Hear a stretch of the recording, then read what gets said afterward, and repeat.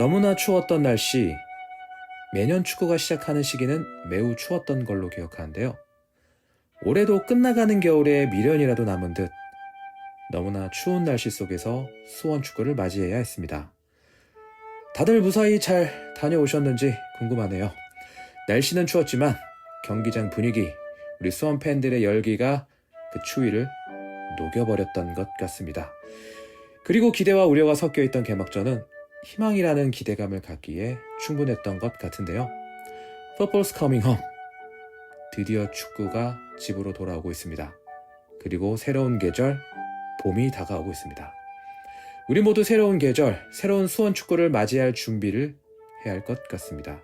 개막전의 여운을 가득 안고서 오늘 골다방 그룹 팟캐스트 시작해보도록 하겠습니다. 네, 개막전에 만나서 너무나 반가웠었는데요. 오늘도 어김없이 나와주셨습니다. 오늘 함께 해주시는 패널분들 인사 부탁드립니다. 안녕하십니까. 드디어 정체성을 찾았습니다. 지정면 레오 안드라제 건너스입니다. 반갑습니다. 레오 안드라제. 뭐야? 홀딱 반해버렸습니다. 잘하는 선수는 다 갖다 자기한테 붙이는구만. 이민혁 하려다가 참았어요. 네, 알겠습니다. 거기까지 봐드리도록 하고요. 네, 안녕하세요. 안산전에 이어서 인사드립니다. 청주 사는 기랑 강윤입니다. 네, 청사계 강유님도 나와주셨고요. 네, 안녕하세요. 올 시즌 개막전 너무 행복했던 아산베코입니다.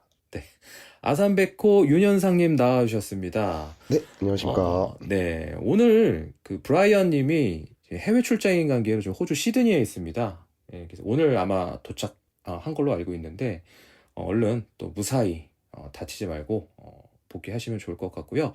대신에 여러분들 좋아하시는 캐릭터죠. 예, 블루웨이의 우리 아산베코 윤현상님께서 또 귀중한 시간 내주셨습니다. 그 블루웨이보다 골다방이 더 치중한다는 루머가 있는데 어쨌든 오늘도 이렇게 반갑게 나와주셨습니다. 자, 박수 한번 쳐주시죠. 네, 와. 반갑습니다. 아유, 반갑습니다. 네. 안녕하십니까. 박수가 텐션이 상당히 좀 기계적이야, 기계적. 이제 너무 많이 네. 만났어요. 너무 제가 소란스러우면 또 안 네, 돼가지고. 환대를 받기에는 너무 자주 만나서. 예. 사실 저희가 개막전 일주일 전에 모여가지고 조촐하게 출정식을 열었었는데요. 또 아산베커님의 주류 특강도 잘 들었고요. 그러니까 저는 에어링이란 단어를 태어나서 처음 들어봤고, 저도. 몽키 스패너가 아니구나. 몽키 숄더요. 몽키 숄더, 예. 그것도 처음 봤고. 근데 그 다음날 아산베커님 왜 도망가신 거예요? 아니, 도망이 아닙니다. 저는 전날에 네. 강윤님한테 설명을 드렸는데, 예. 원래 여자친구가 그 다음날에 일정이 있었어요. 근데 갑자기 취소가 됐다 그래서 소환을 했더라고요. 그래서 어쩔 수 없이 또 소환 개막전 당하신 축구를 걸로? 보기 위해. 예. 미리 큰 그림, 빌드업을 하신 거군요. 빌드업보다 이게 축구 보러 다니려면 어쩔 수가 없는 것 같아요, 이제. 축구가 없는 날에 최선을 다해야 네. 됩니다. 네, 그 심정 이해합니다. 그때 왜 우리 뭔가 컨텐츠를 만들어 보려고 했는데 안타깝게도 폐기를 했습니다. 네. 그때 그 현상님 에피소드가 꽤 흥미로웠었거든요. 잠깐만 좀 우리 구독자분들께 소개시켜 주시면 좋을 것 같습니다.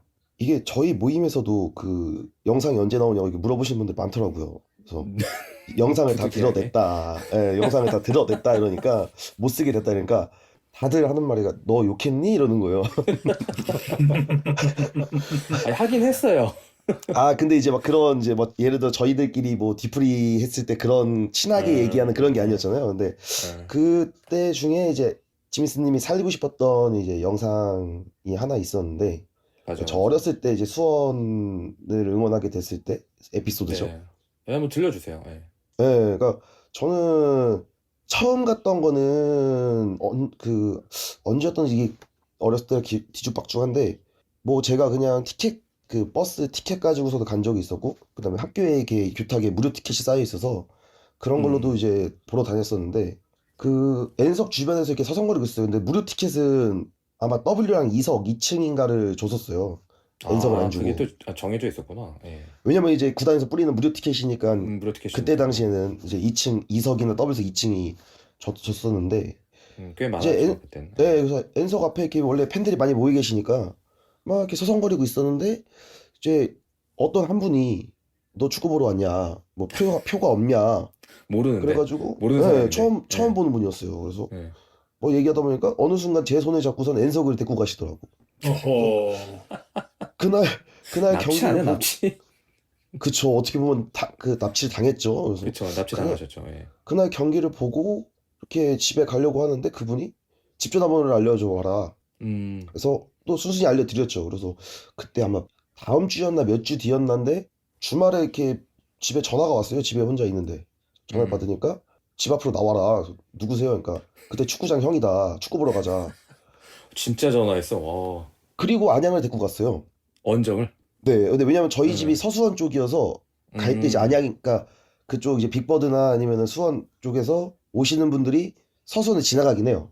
근데 이제 그게 그때는 그냥 저도 좋다고 따라다녔는데 지금 저도 아마 그 나이 때나 다음 때 더 나이가 더 먹었을 텐데 음. 그 마음을 이제 이해를 하게 되더라고요. 저도 뉴비를 막 챙기고 키우고. 예, 왜냐면은 빅버드에서 막 꼬마 애들 보면은 뭐라도 하나 챙겨주고 싶은 마음도 들고 이뻐 보이고 막 하잖아요. 네, 맞아, 맞아. 그러니까 그런 역시 우리 팀은 낭만을 빼면 시체인 것 같아요. 팬이 구단을 이끌어가는 유일한 팀. 세대 교체가 자연스럽게 되는 팀. 팬들의 그쵸. 세대 교체가. 근데 세대 교체가 돼야 되는데 올드비드도 남아 계시잖아요. 은퇴를 안 하시잖아요. 은퇴할 생각 없습니다. 올드비드. 네, 거의 같이 가실 것 같아요. 그 나이 이제 그 EPL 같은 데 보면은 할머니 할아버지들이 이렇게 경기 보시잖아요. 이석이나 네, W석에서. 네네. 저희도 이제 그런 모습들을 많이 볼 수 있지 않을까. 맞아. 이사랑의 은퇴는 없지 않을까. 얘기를 듣다가 갑자기 든 생각인데, 그, 혹시나, 현상님을 데리고 빅버드를 가셨던 분이 이 팟캐스트를 듣게 되신다면, 댓글 하나 남겨주셔서 다시 만남이 이루어졌으면 좋겠다는 생각도 드네요. 기억나세요? 그분이 누군지 기억나세요? 근데 그 얼굴이 기억이 안 나요. 초등학교 한 2학년, 1, 2학년 때 아마 그때였을 네네. 거예요. 근데 그래도 기억을 이제 서로 맞춰볼 수 있으니까. 그분 그쵸. 저희가 찾게 되면 반드시 저기 빅버드는 사랑을 싣고 이거 저희가 한번 해보겠습니다. 근데 많이 오실 수도 있어요. 왜냐면은 그런 분들이 많았던 것 같더라고요. 그러니까 뭐 안양까지는 아니더라도 그냥 빅버드 주변에 어린애들이 서성이고 있으면 그냥 납치. 그냥 데리고 들어가는. 근데 이제 그때 티켓팅을 했는지 안 했는지는 모르겠지만 올드비 분들한테 이런 얘기를 하면은 그때는 그런 게 되게 당연시 했다고 말씀하시더라고요. 어디선가 듣고 계실 수도 있고 이렇게 한 분 걸러 한 분 이렇게 알게 되실 수도 있을 것 같은데 반드시 이분 꼭 좀 찾아주셨으면 좋겠습니다. 너무 궁금합니다.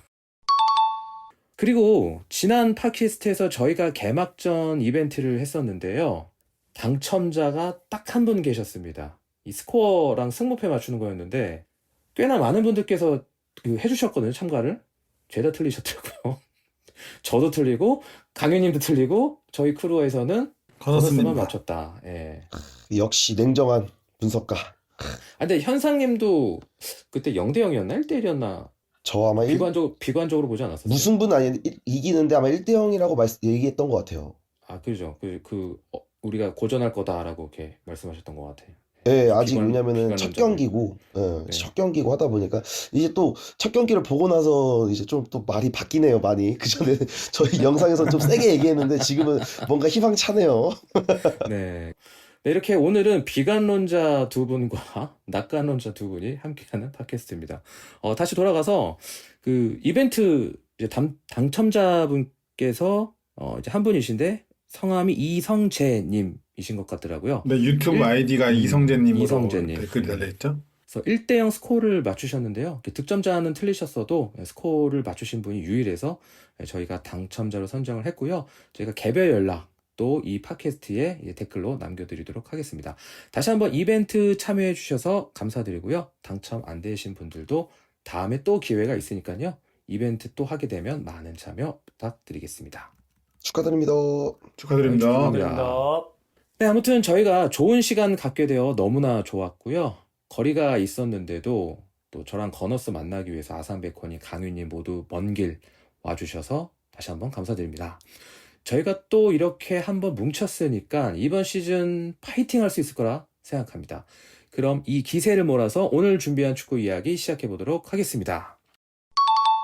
네, 바로 지난 주말이었습니다. 안산 원정 개막전이었죠. 바로 수원이 안산을 맞아 1대 0으로 개막전 승리를 거뒀는데요. 그동안 수원이 보여주었던 실망스러운 이적 시장 행보와 달리 이번에는 아주 적극적인 이적 시장을 보냈었습니다. 그래서 첫 경기 어떤 모습을 보여줄지에 대한 기대감이 굉장히 컸던 것 같은데요.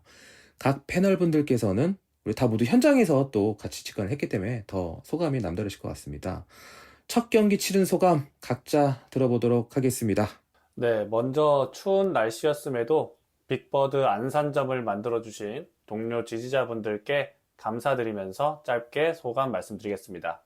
경기를 되돌아보면서 가장 먼저 들었던 생각이 퍼즐이 맞춰졌다 였습니다. 작년에 저희가 내내 지적했던 게 우측에서의 파괴력 부족, 불안한 후방 빌드업, 상대의 역습에 매우 취약했던 모습이었는데요. 이 세 가지가 모두 개선되었습니다. 다만 골 결정력이 아쉬워서 100점짜리 경기라고 할 수는 없지만 추운 날씨와 개막전임을 감안했을 때 팬들에게 희망을 보여주기 충분했던 경기라고 생각합니다. 네, 이어서 계속 들어보겠습니다. 저도 뭐 경기력이나 이런 것들은 다 좋았다고 생각을 하고, 그다음에 저희가 몇 시즌 정도를 항상 이적 시장에서 불만들이 많았잖아요. 맞아요. 예. 그러니까 시즌 전에는 뭐 이렇게 언론에서 나오는 기사들이나 이런 거 보고선 기대를 하다가도 막상 뚜껑이 열리면 실망하고. 실망하게 되고. 네. 근데 정말 몇 시즌 전까지만 해도 2부 리그에서 이렇게 선수들을 영입했을 때 또 2부 리그냐라는 소리를 했지만 올해는 다르다. 브루노 실바. 그래서 반하셨나 보네 아주 그냥. 다시 보기 보는데 너무 잘하더라고요. 그래서 일단은 뭐 선수들끼리의 합은 좀 더 시간이 지나다 보면은 맞을 것 같은데, 뭐 결정력 빼고는 정말 오랜만에 재미있게 축구를 보지 않았나 싶습니다. 네, 여담이지만 하프타임 때 저희한테 와서 그렇게 욕을 하셨는데 상태가 안 좋습니다. 조금 다르네요. 네.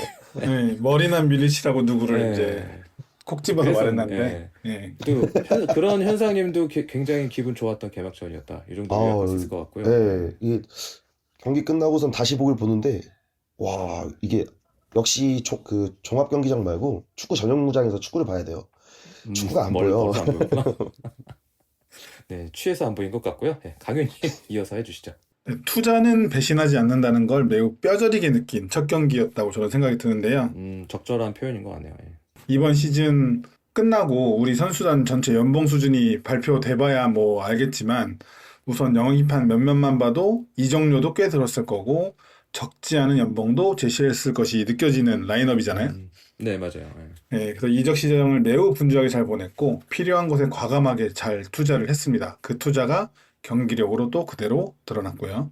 제가 지난 회 팟캐스트에서 변상원 감독은 작년 수원에서 컴팩트한 라인과 그로 인한 강한 압박, 그리고 사이드를 활용한 빠른 공격 전개를 추구했다고 말씀을 드렸습니다. 물론 그것이 잘 되었는지는 뭐 우리 시즌 결과를 보면 알 수 있고요.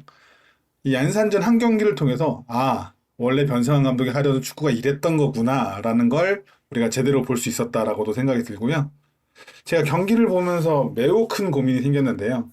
홈마킹은 누구를 할지 정해져 있으니 어웨이 마킹이 이민혁이냐 레오냐, 그것이 문제가 되었습니다. 누구나 다 공통적으로 그런 고민을 좀 하고 있지 않을까, 그런 생각이 들었습니다.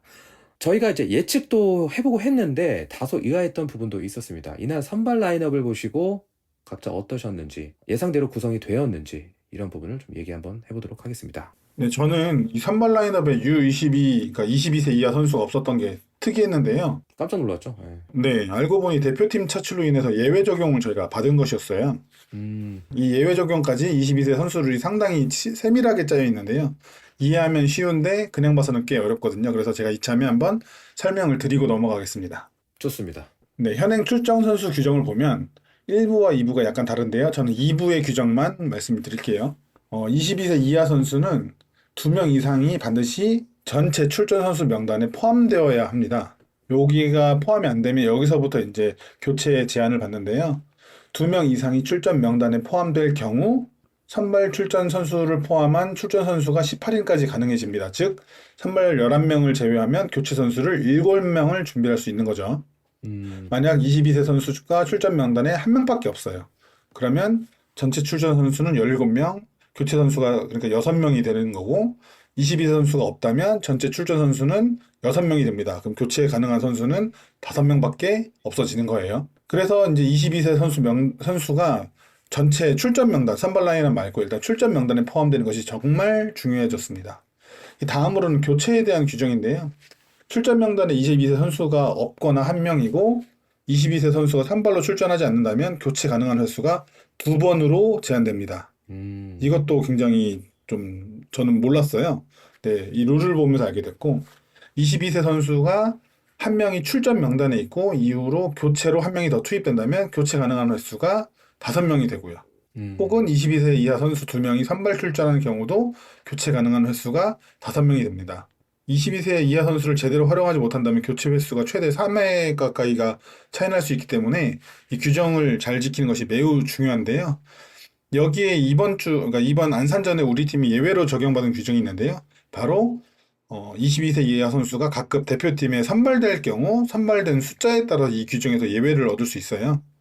그렇군요. 네, 22세 이하 선수가 대표팀에 2명 이상 차출될 경우 출전 명단에 22세 선수가 아예 없어도 교체 가능한 선수가 5명이고 출전 명단도 18명으로 유지가 가능해집니다. 우리 팀은 2명이 그쵸? 됐죠? 예. 네, 건희 선수, 승수 선수, 네. 2명이 22세 이하 대표팀에 소집돼서 지난 안산전에서는 차출에 따른 예외 적용을 받았는데요. 이 대표팀이 22세 이하 아시안컵에 4강에 진출했지만 팟캐스트 녹음일인 오늘 2월 26일에 네, 아쉽게도 승부 차이까지 가는 접전 끝에 탈락해서 이 규정 보면은 대표팀 해산일까지인데 토요일 날 해산을 만약에 한다면 저희가 이 룰의 예외 적용을 그날까지 받을 수 있거든요. 토요일이 근데 경기. 만약에 뭐 오늘 졌으니까 내일 귀국해가지고 뭐 금요일 날쯤 들어와서 해산을 한다 그러면 룰의 예외 적용을 받을 수 없을 것 같아서 아마 22세 룰 예외 적용은 인천전에는 불가능할 것 같고요. 그래서 이 인천전에는 22세 선수를 누가 낙점될지 굉장히 궁금해지는 상황입니다. U22 룰이 굉장히 어려운데 이것 때문에 저희도 지난번에 술 먹다가 많이 틀린 것 같아 막 맞아요. 싸웠던 기억이 납니다. 굉장히 어렵네요, 룰이. 그래서 저희가 예상한 부분도 있었는데 이날 선발 라인업 어떠셨습니까? 네, 이번 그 안산전 선발 라인업 때 일단은 U22 선수가 없이 이제 경기를 치렀잖아요. 맞아요. 근데 예. 저는 그때도 얘기했지만 저는 솔직히 U22 룰에 대해서 반대를 하는 사람 중 한 맞아요. 명인데 맞아요. 싫어하신다 그랬죠. 예. 그게 이제 지금은 많이 없어졌지만 초반에 도입됐을 때는 막 U22 선수들이 5분 뛰고 짧게 빠지고 나오고, 10분 예. 빠지고 근데 그런 거 없이 저희가 쓸 수 있는 전력을 온전히 사용을 하면서 예. 그래서 어떻게 보면은 이번 경기에도 그런 게 조금 더 작용을 하지 않았나. 저희가 이번에 이적생들이 되게 많았잖아요. 맞아요. 예. 이적생도 많은 과정에서 U22 선수들까지도 억지로 사용을 하게 됐다면 조금 더 뭔가 그러니까 톱니바퀴가 안 맞을 수도 안 맞았을 있었을 것이다. 텐데 예. 그래도 그런 게 없이 저희가 쓸 수 있는 베스트 11을 딱 가동을 하다 보니 조금 손발이 안 맞더라도 경기 결과를 가져오고 경기 내용도 가져오지 않았나 싶습니다. 본인이 예상하신 대로 나왔나요? 솔직히 제가 이번에 이적 시장을 그렇게 막 관심 있게 보진 않았어요. 왜냐면 항상 비관론이었기 때문에 저 비관론 누가 오든 일단은 까봐야 된다. 그래서 봤는데 좋았던 것 같아요. 조합들이. 조합도 좋았다. 건너스님은 어떠세요? 네, 말씀해주신 대로 U22가 빠진 채로 나와서 되게 놀랐었고요. 사실상 일류첸코 선수를 제외하면 시즌 베스트 라인업이라고 봐야 하잖아요. 이 선발 라인업에서 제가 좀 의아하게 생각했던 부분은 최영준 선수의 선발이었는데요. 저도 그랬습니다. 예, 네. 이 홍원진이 선수를 안 나와서. 예. 그렇죠. 이 선수를 영입했을 당시만 하더라도 이 홍원진 선수의 백업일 거라고 저는 생각을 했었거든요. 저도 그랬어요. 예. 예, 근데 경기를 나왔는데 잘하더라고요. 어마어마하더라고요, 클래스가 진짜. 예. 예, 클래스는 살아 있습니다. 그래서 맞아요. 예. 경기 중에 무릎을 잡고 한 2번 넘어졌었는데 제가 그때마다 얼마나 가슴이 조마조마했는지 모릅니다. 맞아. 예. 저 그 최성근 PTSD 왔어요. 아하. 최성근 선수 복귀하자마자 들어오자마자 무릎 잡았을 때 있잖아요. 근데 그때도 저희 경기 시작한 지 얼마 안 돼서. 얼마 안 돼가지고 또 이번에 무릎 잡고 누워가지고 그때 갑자기 딱 오더라고요. 그 다행히. 예. 네, 어쨌든 뭐 큰 부상이 없었는데 올해 진짜 부상 없이 풀 시즌을 뛰어줬으면 좋겠고요. 제가 선발도 선발인데 서브 명단을 보면서 이 선수들이 후보라고? 이런 생각이 들었습니다. 그래서 스쿼드가 올해는 정말 너무너무 좋아졌다. 이렇게 생각합니다. 아, 너무 든든해요. 너무 든든해. 과거의 수원이 아닙니다. 네, 어떻게 아니고요. 후보에 일류첸코, 김현이 있을 수가 있는 거죠? 웅장합니다, 정말. 스쿼드 그 교체 명단만 봐도 두 눈을 의심하게 됩니다. 네. 너무 좋아요. 너무 좋아. 네. 그래서 수비진의 경우에는 그 레오 선수 활약이 굉장히 기대됐었는데요. 역시나 피지컬 값을 하더라고요. 왼발잡이 센터백이 있으니까 그 한호강 선수의 롤도 작년과는 다소 달라졌던 것 같고 우리 팀 빌드업도 좀 달라지고 또 좋아지고 빨라졌다. 이런 느낌이 들었습니다. 각자 어떠셨습니까? 제가 지난 팟캐스트에서 그 왼발 센터백이 너무 귀하기 때문에 왼용인이라고 부른다고 했던 걸 기억하시는 분들이 있을 텐데요. 네. 네, 왜 왼용인인지 이해가 너무나 되는 레오 선수의 플레이였습니다. 레오 선수는 수비수로서 기본적인 대인 마크, 또 위치 선정이 굉장히 좋더라고요. 거기다가 상당한 피지컬로 웬만한 경합에서도 밀리지 않으면서 또 속도도 그렇게 나쁘지가 않아서 뒷공간도 잘 내주지 않는 데다가 헤딩 경합까지 좋아서 정말 복덩이를 데려왔구나 싶었습니다. 레오의 등장으로 한호강 선수도 원래 포지션이 오른쪽 센터백 자리로 돌아갔고 빌드업에 대한 부담이 줄어들면서 훨씬 더 안정적인 플레이를 보여줬습니다.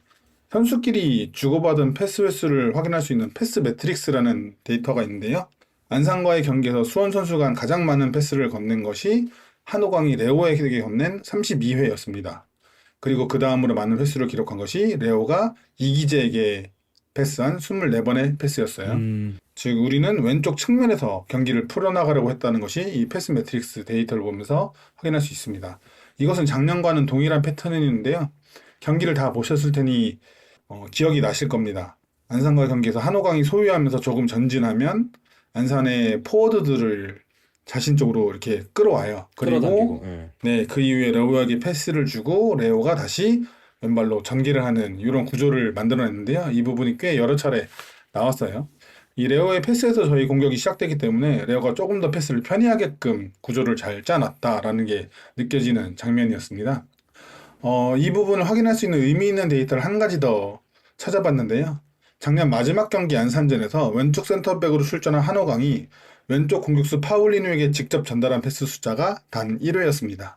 끊긴 것도 있고 그렇겠지만 어쨌든 전달된 패스는 1회였어요. 그 전 경기인 충남 아산전에서는 한호강이 파울리뉴에게 보낸 게 0회였습니다. 포지셔닝의 문제일 수도 있고 오른발잡이 선수인 한호강 선수이기 때문에 왼쪽 측면 공격수에게 다이렉트로 전달하기 어려웠을 수도 있겠죠. 그래서 이기재 선수를 거쳐서 이기재에서 중앙 미드필더인 홍원진이나 아니면 파울리뉴 이렇게 전달되는 과정을 하나를 다 거쳐야 됐는데 지난 주말 안산과의 경기에서 레오 선수가 왼쪽 공격수인 브루노 실바에게 직접 전달한 패스 횟수가 6회예요.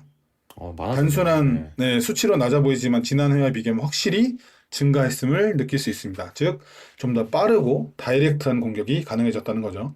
레오 선수가 거의 센터 아크 근처에서 공을 잡아서 패스를 뿌리니까 브루노 실바는 거의 공격 진영 근처에서 패스를 전달받는 경우가 생기거든요. 그러면은 중간에 미드필더를 스킵하게 되니까 굉장히 빠르게 공격이 전달될 수 있게 됐다는 거죠. 왜 왼발잡이 센터백이 인기가 많고 중요한지, 특히나 왼쪽 측면에서 많은 공격을 시도하는 우리 팀에는 왜 더 중요하고 필요했는지가 이날 경기에서 제대로 드러났습니다. 네, 건호스님은 또 어떤 생각 갖고 계십니까? 네, 저도 비슷한데요. 작년에 장석환 선수가 센터백으로 기용이 됐었잖아요. 그렇죠. 네네. 왼발잡이 센터백에게 왼발잡이 기대했던 센터백. 모습이 분명히 있었을 텐데요. 그런데 아쉬웠습니다. 장석환 선수. 한호강 선수를 왼쪽으로 기용했지만 역시나 아쉬웠습니다. 강윤님 말씀하신 대로 왼쪽을 주 공격 루트로 삼는 변성환 감독의 전술에서 왼발잡이 센터백이 왜 필요한지를 레오 선수가 매우 잘 보여줬다고 생각을 하고요. 한호강 선수가 왼쪽으로 나왔을 때와 그럼 뭐가 달라졌느냐? 여러 가지가 달라졌는데 제가 느꼈을 때 가장 큰 것은 바로 전진성입니다. 한호강 선수가 왼쪽으로 나왔을 때는 이 주발이 아니다 보니까 앞에 공간이 있어도 쉽게 전진하지 못하고 이기재 선수에게 패스를 주는 경우가 많았는데요. 그렇죠. 그러다 보니까 이기재 선수도 올라가지 못하고 아래에서 볼을 받는 경우가 많았습니다. 맞습니다. 상대 입장에서 보자면 이기자 선수의 패스 선택지만 줄여도 수원의 빌드업이 안 되는 상황이 많았었는데요. 맞아요. 김포하고 그다음에 충북 청주가 그걸 굉장히 잘 해냈죠. 그렇죠. 그런데 레오 선수는 전방에 공간이 많으면 전진을 하고 또 본인에게 압박이 들어오면 패스로 압박을 벗겨내니까 이기재 선수도 전처럼 내려올 필요가 없이 올라갈 수 있었던 거고요. 또 말로 설명을 하면은 잘 이해하실지 모르겠는데 오른발로 감아서 차면 공이 이제 안쪽에서 바깥쪽으로 감기니까 상대 선수가 커팅을 하기 쉽잖아요. 근데 왼발로 그렇죠. 차면 반대로 감기게 되니까 아까 말씀하신 대로 레오 선수가 브루노 실바한테 패스를 줄 때 사이드 라인 쪽으로 공이 감겨서 날아가니까 상대가 커팅하기가 굉장히 좀 애매한 상황이 많이 발생하거든요. 그렇죠. 사이드라인 바깥으로 나갈 것처럼 하다가 안으로 감겨 들어오면서 그렇죠. 실바 선수한테 전달되니까요. 네, 그런 장면이 한 번 나왔었잖아요. 그러니까 수비가 앞에 블럭이 한 명이 있었는데 그 사이드 전진해 있던 브루노 실바에게 되게 절묘하게 휘어가는 그렇죠. 예.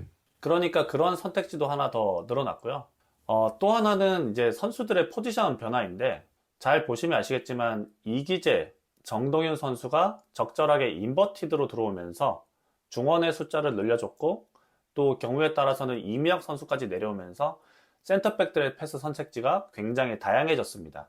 데이터를 살짝 말씀드리면 이제 실제로 작년 안산전에 홍원진 선수의 패스 횟수가 40회였거든요. 예, 그런데 이번 경기에서 최영준 선수의 패스 횟수는 60회입니다. 엄청나게 많이 늘었어요.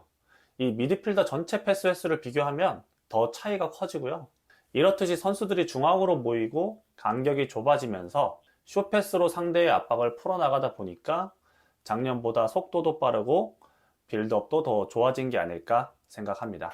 네, 말씀 잘 해주신 것 같습니다. 역시 왼발잡이 수준급의 선수 센터백이 오니까 경기 속도가 우리 골은 한 골밖에 못 넣은 것 같은데 굉장히 재밌었거든요.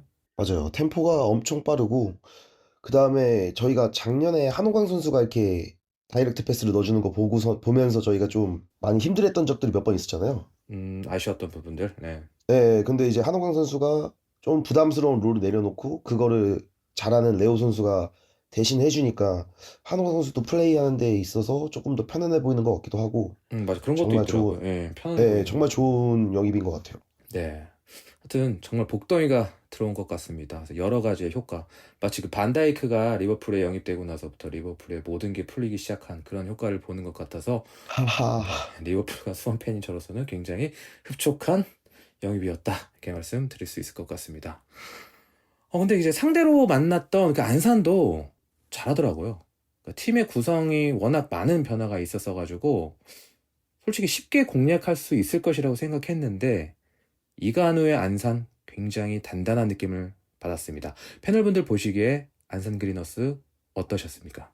제가 봤을 때는 일단은 단단하기보다는 저희 쪽에서 이제, 그러니까 단단하게 느껴졌던 부분들이 저희 쪽에서 조금의 미스들이 나와가지고 좀 더 그렇게 느껴진 것 같긴 해요. 그러니까 상대적으로 우리 예. 그 첫 경기다 보니까 어쨌든 양 팀 다 체력은 일단은 비축이 돼 있는 상태에서 시작을 했으니 좀 더 에너지 레벨이 둘 다 높은 상태로 하니까 좀 그렇게 느꼈던 것 같은데 제가 느끼기에는 솔직히 작년 안산이랑 그렇게 크게 달라진 게 있는가? 라고 느꼈어요. 그러니까 현상님 보시기에는 뭐 안산이 크게 네, 큰 건 없는 것 같다. 조금씩 디테일한 부분들은 이제 만들어가는 과정인 것 같긴 한데 예, 솔직히 왜냐면 또 마지막 경기였잖아요, 안산전이. 맞아요. 그래서 예. 그때랑 지금이랑 비교했을 때는 그냥 같은 팀인 것 같다 라고 느껴지는데 와, 역시 뭐 전술이고 뭐고 다 떠나서 골키퍼가 미치면 어쩔 수가 없는 거잖아요. 안산의 이승빈 선수인가요? 예, 저희가 날려먹은 것도 절반은 되는데 절반은 막아내더라고요. 잘 막더라고요, 솔직히. 예. 인정해야 될 것 같아. 그래서 결국에는 그런 부분들을 해결해 나가고 그거를 이겨낼 수 있어야 올 시즌, 그러니까 이겨내는 것들이 올 시즌의 키가 되지 않을까 싶습니다. 네, 이어서 또 들어보도록 하겠습니다. 근데 저는 안산이 상당히 실리적인 축구를 잘 준비해 왔다라고 느꼈는데요. 네. 네. 지난 시즌 안산은 평균 패스 횟수가 519회로 리그에서 두 번째로 많은 평균 패스를 기록한 팀이에요. 물론 이제 지고 있던 경기가 많아서 내려서는 상대적으로 내려서는 팀 상대로 볼을 돌리기만 해서 늘었던 것도 있고 또 공격 방식이 분명하지 않았기 때문에 패스 숫자가 많았던 부분도 있습니다. 볼을 돌려야 되니까요. 근데 우리와의 경기에서 안산이 기록한 패스는 422회입니다. 약 90회 가까이가 평균 기록이 줄었어요. 작년 평균 기록에 줄었네요. 비해서. 네. 네. 그럼 우리가 상당히 좋은 구조를 만들어서 매서운 전방 압박을 시도했는데도 불구하고 공이 어떻게든 유지하고 살려 나오거나 혹은 중거리 킥으로 압박을 벗어나는 장면도 종종 보여줬어요. 네, 맞습니다. 후방에서 작년에는 좀 만들려다가 실수하는 장면이 많았는데 올해는 후방에서 만들기보다는 전방으로 보내고 경합을 통해 세컨드 볼 싸움을 많이 시도를 했습니다. 그것이 가능했던 데에는 수비진을 진두지휘한 조지훈 선수와 또 전방에서 좋은 경합을 보여준 정성호 선수가 있었기 때문이다라고 저는 봤는데요. 먼저 조지훈 선수에 대해서 좀 얘기를 해보자면 이 조지훈 선수는 뭐 수원 출신이기 때문에 오래된 팬들은 다 아시겠지만 본래 중앙 미드필더 위치에서 뛰던 선수입니다. 그렇죠. 예. 네, 수원에서 좋은 모습을 보였던 그 박현범의 후계자 역할로 혹은 또 이적한 후에 잠시 뛰었던 서울에서도 기성용의 백업 역할을 부여받아서 수비형 미드필더 자리 위치가 이 선수의 본래 포지션이라고 생각할 수 있는데 그렇지가 않죠. 실제로 지난 시즌 전남에서도 수비형 미드필더 자리에는 최현철 선수가 위치하면서 한 칸 더 높은 자리에서 좋은 모습을 보여줬었어요. 그런데 안산으로 이적하고 거기다가 갑자기 수비형 미드필더도 아닌 센터백에서 이게 선발 놀랐어요. 출전해서 네, 상당히 의아했는데요. 저는 이관우 감독의 깜짝 기용이 제대로 적중했다라고 느꼈습니다. 이 어느덧 30 중반 베테랑이 된 조지훈이 안정적인 포지셔닝과 수비 리딩으로 안산이 수원의 거센 공격과 압박을 견디는데 큰 역할을 했다라고 느꼈습니다. 특히 이 39회의 중거리 패스를 성공시키면서 미드필드를 거치지 않고 전방으로 바로 연결하는 패스들을 보여줬는데요. 이날 조지훈이 기록한 39회 중거리 패스는 성공률이 무려 95.1%입니다. 와. 중거리 패스라는 게 30m 이상의 패스거든요. 예. 근데 확률이 그 어려운데. 패스를 95.1%를 성공했다. 그게 39회나 성공했다. 굉장히 대단한 수치라고 저는 느꼈어요. 이 후방에서 조지훈의 좋은 연결 덕분에 안산이 수원의 거센 압박을 벗어날 수 있었다라고 봤고요. 두 번째로는 정성호 선수인데요. 이 정성호 선수가 충북 청주에서도 잠시 있어서 제가 좀 봤는데 좋은 신장과 피지컬을 활용해서 상대 수비와 경합을 하는 것이 매우 장점인 선수예요. 우리 센터백 듀오인 레오와 한호강이 상당히 좋은 높이를 가졌고 경합을 잘 이겨내는 모습을 경기 중에도 보여줬는데도 불구하고 정성호 선수는 이날 경기에서 5회의 공중경합 승리를 가져가요. 안산이 총 기록한 공중경합 승리가 15회인데요. 그 중에 3분의 1을 정성호 선수 혼자 기록한 겁니다. 나머지 선수들이 1회, 2회씩 기록을 했고요. 이렇게 후방에서 좋은 킥을 뿌려주고 전방에서 좋은 경합을 해주는 선수가 있어서 안산이 수원을 상대로 좋은 좋은 대응을 할 수 있었다라고 봤습니다. 그 여담이지만 조지훈 선수 나이도 나이인데 추운 날씨에 반팔 입고 장갑도 안 꼈던 것 같은데요, 그죠? 네, 장갑도 안 끼고 토시도 안 하더라고요. 보통 이제 토시하고 외국인 선수들은 그 타이즈까지, 바지 타이즈까지 입는데 굉장히 건강해서 놀랐습니다. 대단해.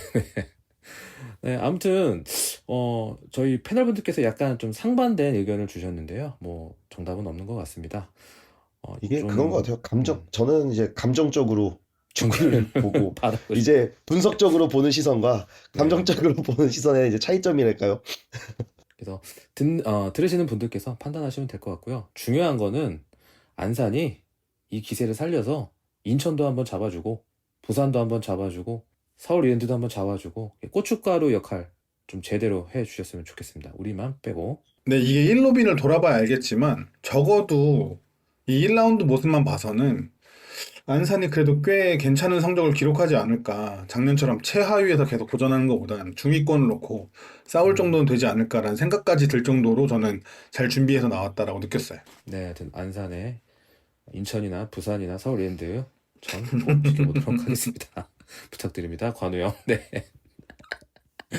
네, 이날 안산이 다소 이렇게 단단했던 것도 있지만 우리 공격 찬스에 비해 골을 많이 넣지 못한 건 분명 반성해야 될 부분인 것 같습니다. XG 값이 꽤나 높았던 장면도 나왔었던 것 같은데 사실 좀 불안했어요. 우리가 공격에 투자를 많이 했는데 골이 많이 안 나오니까 굉장히 좀 불안했거든요. 안산전의 골 결정력 어떻게 생각하십니까? 이날 경기에서 수원이 총 26개의 슈팅을 시도했고 그 중에서 11개가 유효 슈팅으로 기록됐는데요. 이게 1라운드 그 어떤 팀보다도 높은 수치입니다. 맞습니다. 네, 그 인천도 두드려 팼다고 하는데 인천도 우리만큼 슈팅과 유효 슈팅을 많이 기록하지 못했어요. 맞습니다. 인천 경남전도. 네. 네. 그런데 한 골을 기록했고 그것도 PK 득점이었습니다. 이날 수원의 XG 값이 무려 2.7이었으니까 결정력이 매우 부족했다라고도 할 수 있는데요. 하지만 그라운드의 상태나 선수들의 컨디션이 100%가 아니었기 때문에 시간이 지나면서 자연스레 좋아질 거라 생각하고요. 뭐 일류첸코 선수나 브루노 실바 모두 검증된 선수들이잖아요. 첫 골만 터지면 해결될 거라고 생각합니다. 네, 원래 되게 좋은 얘기 잘 안 하시는데 굉장히 좋은 얘기 많이 하시네요. 네, 경기를 네, 보면서 헤이로들이 너무 착해졌어요. 헤이러들이 너무 착해졌어. 이런 이미지 아니었잖아요, 원래. 아, 독설가 이미지 버리는 겁니까? 제가 실직할 거라고 예상했잖아요. 근데 그것도 그렇고 제가 경기를 보면서 작년이랑 좀 다른 게 느꼈던 게 뭐냐면 작년에는 우리가 골을 못 넣으면 계속 불안했었거든요. 아, 이렇게 밀어붙이다가 맞아요. 한 골 얻어맞고 또 막 똥게임 돼서 지는 거 아니야? 이렇게 생각했었는데 올해는 이 골 찬스가 나서 골이 안 들어가더라도 이게 뭐 되게 안 좋은 생각이 드는 게 아니라 아유, 조금 있으면 넣겠지. 자꾸 이런 생각이 들더라고요. 경기를 너무 잘하니까. 0점만 잡으면 되겠지라는 생각 딱 들더라고요. 네. 그래서 편안하다. 네. 그냥 되게 편안하게 재밌게 경기를 봤었고요. 뭐 저는 이제 1대0 예상했기 때문에 2대0이 되지 않기를 간절히 빌면서 진짜입니다. 추가골은 넣지 진짜로 마라. 추가골 안 들어가길 네. 바랬습니다. 저 친구는. 이벤트 당첨 나만 되고 싶다 했는데 이성재님이 계신 줄 제가 몰랐네요. 하하. 저희 영상에서도 보시면 옆에서 강유님이 골이 안 들어가고 탄식하시는 그 장면이 많이 나오는데 이것도 편집해서 이 정도입니다. 맞아요. 그만큼 계속 찬스가 많이. 예. 제가 계속 뒤돌아섰습니다. 아쉬워서. 저도 이제 경기를 보면서 골 결정력이 아쉬웠던 건 사실이에요. 슈팅과 유효 슈팅 숫자를 말씀해 주셨는데요. 슈팅으로 연결된 마지막 패스 횟수를 의미하는 키패스라는 지표가 있는데요. 수원은 이날 키패스를 20회나 기록을 했습니다. 이야. 20회요? 네. 이것도 대단한 거죠. 근데 저는 이 20회를 작년에는 굉장히 허심 썼다라고 봤는데 올해는 이 20회가를 좀 다르게 느끼는데요. 우선 그 건어스님이 XG 값도 잘 말씀해 주셨어요. 그 축구 기록 사이트인 푸티스태츠에서 안산과 수원의 경기에서 수원이 기록한 XG 값이 2.7이라고 계산을 하더라고요. 제가 계산하기에는 완벽한 기를 한 3개 정도 날린 것 같은데 매우 보수적으로 7이면은 한 2골 이상은 넣었어야 된다는 네, 2골 반이죠. 네. 네. 그 거의 세 골 정도는 들어간다고 가깝게 보는 거죠. 들어갔어요. 네. 네. 근데 저도 3개 정도는 날린 것 같은데 이 푸티스태츠가 매우 보수적으로 계산한다라고 느꼈어요. 네, 근데 그럼에도 긍정적인 것은 이 결정력은 아쉬웠지만 슛까지 이어지는 과정들이 좋았다라는 건데요. 그래서 이 키패스 횟수가 20회인데도 그게 허심 쓴 게 아니라 좋게 보였다라는 거예요. 우리가 준비한 공격 방식이 있고 그 방식대로 전개되어서 만들어냈다는 게 되게 중요해 보였습니다. 공격수들의 컨디션만 더 올라온다면 우리의 방식이 더 위협적일 것이라고 그리고 그것이 결실이 맺을 수 있을 거라고 느껴요. 왜냐, 공격수의 컨디션에 의존하는 어떤 방식이었다면 지난해는 좀 그랬죠. 어떻게든 포워드한테 전달하고 포워드가 개인 기량으로 넣게. 했죠. 그러면 포워드의 개인 기량 혹은 컨디션에 따라서 득점력이 들쑥날쑥해질 수 있는데 이렇게 구조를 짜서 공격 방식을 만들어서 공격을 하는 것에 있어서 그래서 득점이 안 들어가는 거라면 결국에는 더 넣기 그 선수들의 폼에 상관없이 그 구조가 있기 때문에 결국엔 누군가가 넣을 수 있다라는 뜻이 되기 때문에 어서 날이 따뜻해지고 선수들의 컨디션이 오르는 것만 기다리면 될 것 같다라는 생각이 들었습니다. 네. 아시겠지만 작년에 우리 수원이 잘 나가다가 김현 선수 부상 이후로 이제 하락세가 계속 심해졌었는데 지금 말씀해주신 그런 상황을 잘 대변하지 않나 싶습니다. 그래서 올해는 이런 메커니즘이라고 해야 될까요? 그럼 굉장히 잘 짜놨기 때문에 기대가 되는 거는 어쩔 수 없는 것 같습니다. 다음에는 이번 안산전에 못 넣었던 골들을 몰아서 인천전에 다득점을 해주셨으면 좋겠습니다. 기대하고 있겠습니다. 계속 두들겼는데 결국 PK골로 이기게 되었죠. 우리가 PK를 얻어낸 장면에 대해서도 한번 설명 들어보도록 하겠습니다. 현상님께서 한번 설명해 주시죠. 네, 아마 이 장면은 팬분들이 아마 다시 보기나 그런 하이라이트 올라온 영상을 많이 보셨을 텐데 일단은 브루노 실바. 거기서 브루노 실바가 그렇게 들어가면서 공간이 난 곳을 이제 세라핌 선수가 쇄도를 하다가 수비수와 경합 과정에서 PK가 나오게 됐는데, 이게 어떻게 보면은 이제 지금 변성환 감독이 만들어 놓은 방금 강윤님이 말씀하신 저희의 골대 앞에서 플랜들, 음, 계획들인 것 같아요. 뭐 측면에서 파고 들어간다면 거기에 속도가 너무 좋다 보니까 뭐 김지현 선수든 9번 공격수가 거기에 어그로를 끌어주면 반대편에 있는 세라핌 선수가 속도로 공간을 만들어서 들어가면서 들어간다. 부시고 들어가던가. 그래서 저도 지금 이거 기록을 보고 있는데 저희 팀이 슈팅을 한 게 김지현, 브루노 실바, 세라핌에서 김지현 7개, 브루노 실바 5개, 세라핌 4개더라고요. 그러면은 정말로 앞에서 이 세 명의 조합이 잘 유기적으로 움직이면서 한 명이 시선을 끌어주면은 다른 한 명은 돌아서 뭐 침투해주고 한 명 연계를 해주고 이런 게 되게 조합이 잘 맞았다고 생각을 해서 너무 좋았고, 이런 장면을 통해서 좀 PK들이나 아니면 세트피스 장면들이 많이 나와서 프리킥 장면에서는 이제 저희는 또 스페셜리스트 이기재 선수도 있고 하니 그런 게 기대가 많이 되고 많이 이런 장면들을 봤으면 좋겠습니다. 네, 그러니까 우리가 철저하게 준비된 플랜에 의해서 그런 효과 중에 하나를 PK를 얻어냈다라고 말씀을 하신 거잖아요. 그쵸? 네. 또 김지현 선수도 잘 찼죠? 예, 김지현 선수 좀 불안했는데 그 전까지는 좀 제가 못 불안했어요? 믿었었거든요. 저 그 하프타임 때 올라갔을 때 김지현 선수 좀 아닌 것 많이 같다. 많이 깠죠. 냄새가 난다. 근데 근데 아직은 김지현 선수가 폼이 좀 덜 올라온 것 같긴 해요. 원래 툴을 갖고 있는 툴은 워낙 좋은 툴을 갖고 있잖아요. 보였던 시기도 있었고. 네. 근데 아직은 그게 다 보여지기에는 아직 선수가 아직 폼이 다 올라오지 않은 것 같고, 결국에는 폼이 올라온다면 이번 기회를 자신감을 가지고 폼이 올라온다면 정말 저희 그 공격 옵션에서 너무나 도움이 될 만한 옵션이 되지 않을까 생각을 합니다. 네. 아무래도 이제 새롭게 영입된 선수들이 대거 나왔기 때문에 그 선수들에 대한 평가 또 코멘트를 한번 해봐야 될 것 같은데, 방금 현상님께서도 이제 김지현 선수 말씀을 또 이어서 해주셨거든요. 다른 분들께서는 김지현 선수 활약상 어떻게 보셨나요? 그러니까 표면적으로 봤을 때는 좀 많은 슈팅 기회를 무산시켰잖아요. 이거를 너무 안 좋게 봐야 될지, 뭐 좀 다른 시각으로 볼 수 있는 여지가 있는지, 강윤 좀 어떠세요? 제가 팟캐스트 39화 프리시즌 편에서 김지현 선수 영입에 대해서 이야기할 때 이 선수의 장점에 대해서는 좋은 위치 선정을 바탕으로 한 연계 능력 등을 말했었고요. 단점에 대해서는 잦은 부상과 아쉬운 득점력을 말씀드렸는데요. 그 모습 그대로였던 안산전이라고 할 수 있었습니다. 네, 좀 아쉽지만 팀 내 최다인 7개의 슈팅을 기록했고요. 그 중에 한 2개만이 유효슛으로 연결이 됐어요.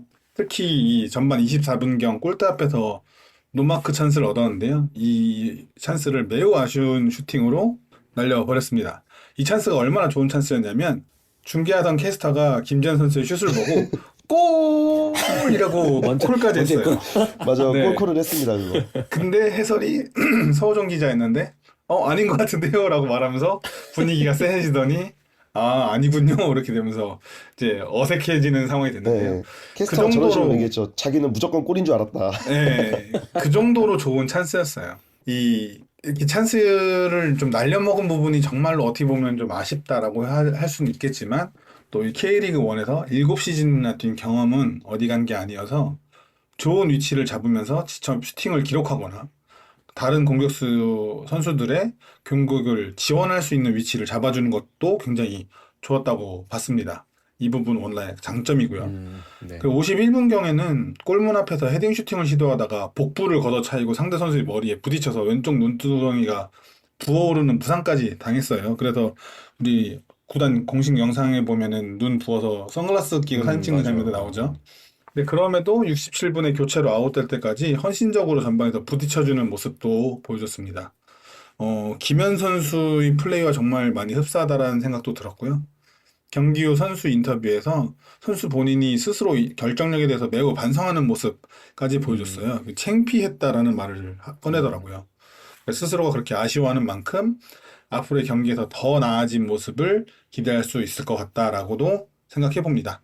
인천전에서 더 넣으면 되죠, 뭐. 그렇죠. 이게 그 주민기 선수 첫 경기에 눈 쪽에 계속 부었잖아요. 부상이 있었죠.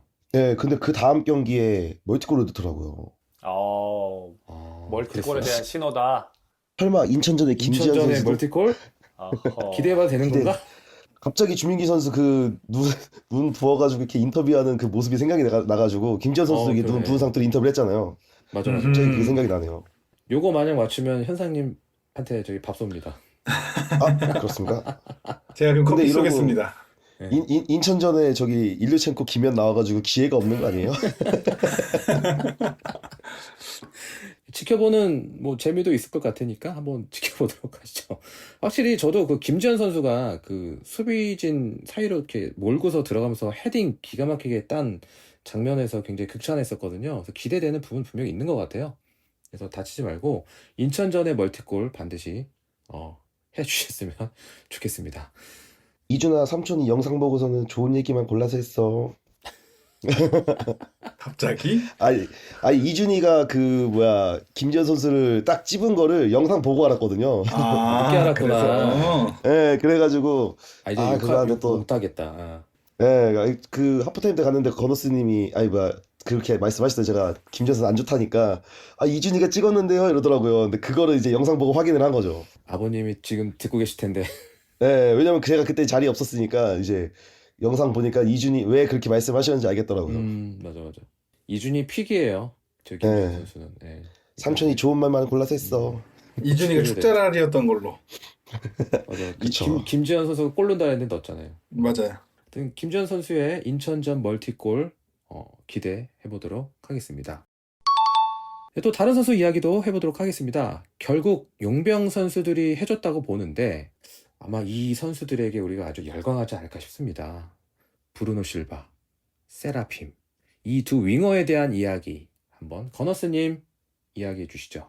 네, 브루노 실바는 이날 87분을 소화하면서 5개의 슈팅, 3개의 유효 슈팅, 5개의 키패스 등 공격 포인트만 없었지 최고의 활약을 보여줬는데요. 맞습니다. 네, 변성환 감독이 그리고 수원이 공들여 영입한 이유를 유감없이 보여줬습니다. 이날의 활약만을 본다면 아마도 올 시즌 최고의 영입은 브루노 실바이지 않을까 싶고요. 작년에 12골 7도움을 가뿐히 뛰어넘지 않을까 생각합니다. 네, 그리고 다음으로 세라핌 선수는 이날 93분을 소화하면서 3개의 슈팅, 3개의 키패스, 그리고 8개의 획득을 기록하는 등 공격도 공격인데 수비에서도 높은 기여도를 보여줬고 특히나 이날 결승골이 된 PK를 얻어내는 만점짜리 활약을 보여줬습니다. 경기 초반에는 몸이 풀리지 않았는지 둔탁한 터치와 드리블로 작년 70번에 그 마시의 향이 살짝 났었는데요. 말랏. 네. 시간이 지나면서 몸이 풀리고 공간이 생기기 시작하자 오른쪽 측면을 지배했습니다. 예, 수원의 오른쪽은 왼쪽과 달리 직선적인 움직임, 그리고 윙백과의 연계를 활용한 공격 전술을 사용하는데요. 개인 능력은 물론 전술 이해도도 매우 뛰어난 선수로 보여지고요. 올 시즌 수원의 성적은 왼쪽에 브루노 실바, 오른쪽에 세라핌의 활약에 달라지지 않을까 이렇게 생각합니다. 네, 뭐 현상님도 뭐 오시자마자 브루노 실바 극찬하시고 또 너무 좋아요. 네, 세라핌도 이 두 선수 보면은 원투 펀치 생각나는 것 같아요. 로베리를 기대해도 될까요? 네. 로베리? 로베리 라인. 그러네. 오, 굉장히 좋은 비유다. 로베리, 수원의 로베리, 수원의 근 몇 년간에 어울리지 않는 네. 너무 이거 저 작년에 팟캐스트 출연했을 때랑 지금이랑 너무 캐릭터가 달라진 것 같아요. 너무 희망적이야. 부세라핌 듀오. 부세라핌. 다들 부세라핌이다, 부세라핌. 근데 진짜 그게 좋은 게 진짜 브루노 실바가 리베리처럼 다 부시고 다니고 세라핌이 조금 적응해서 로벤처럼 매크로만 생긴다면 진짜 그냥 공격진은 끝이 나는 것 같습니다. 그렇습니다. 하여튼 너무나 좋았던 활약에 저희가 한박 웃음을 지을 수밖에 없었던 것 같고요. 정동현 선수도 좀 의심이 좀 있었었거든요. 특히나 그 건어스님이 의심이 대단했었는데요. 저도 어떻게 의심이 보시- 많았어요. 이 헤이러들, 이 비관론자들 두 분의 평가 한번 들어보도록 하겠습니다. 정동현 선수에 대한 평가 어떠셨습니까?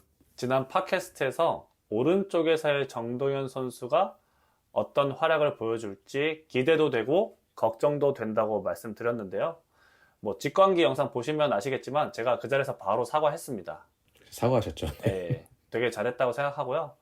이날 스탯을 간략하게 말씀드리면 이제 풀타임을 소화하면서 1개의 유효 슈팅 그리고 키패스를 무려 4개나 기록했습니다. 그리고 수비에서도 공중경합 100% 성공, 획득 8회를 기록했는데요. 마찬가지로 변성환 감독이 오른쪽에 왜 정동윤 선수를 영입했는지를 잘 보여줬다고 생각하고요.